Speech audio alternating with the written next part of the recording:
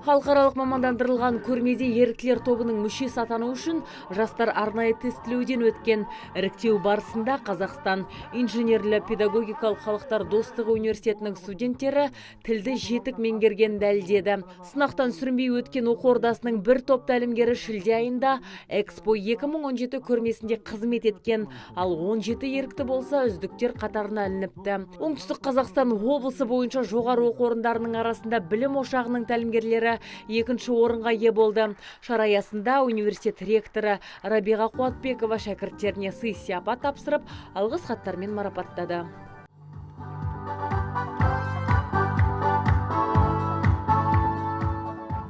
Бабурбек Хамракулов үздік еріктілер қатарына іліккен тәлімгерлердің бірі. Оқу ордасының екінші курс студенті үш тілді меңгерген, жоғары деңгейдегі білім нәрін университет қабырғасында сусындап жатырмыз дейді ол.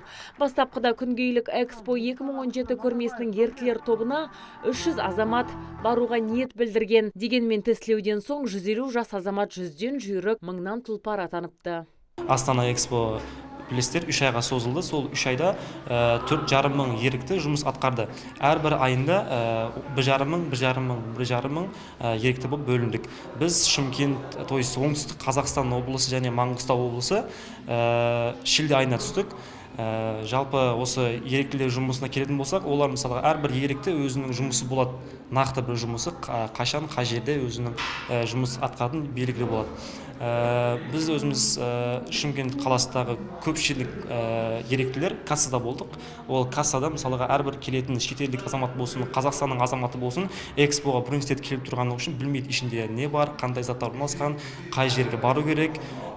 Сол қызығады. Соны біз айтамыз.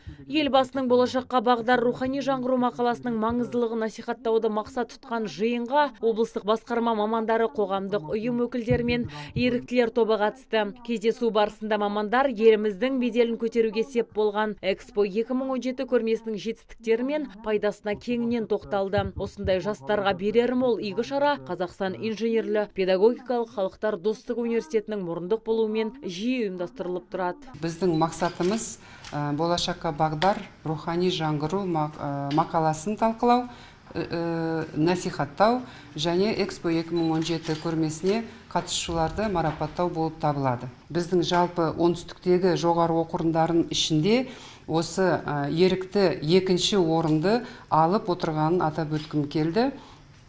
Бұл біздің университет үшін үлкен жетістік.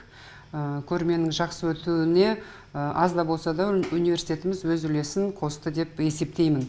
Басқосуда латын әліпбиіне көшу кезінде ескерілетін басты мәселелер жайлы да сөз болды. Мақсат қазақ тілінің дыбыстық жүйесін дәл бейнелейтін әліпби қалыптастыру. Дегенмен әзірге латын әліпбиінің нақты нұсқасы бекітілген жоқ. Тек ғалымдар тарапынан ұсыныстар түсуде. Алдымен халық арасында түсіндіру жұмыстары жан-жақты жүргізіледі. Бүгінде өңірде бұл іспен айналысатын арнайы топ құрылған.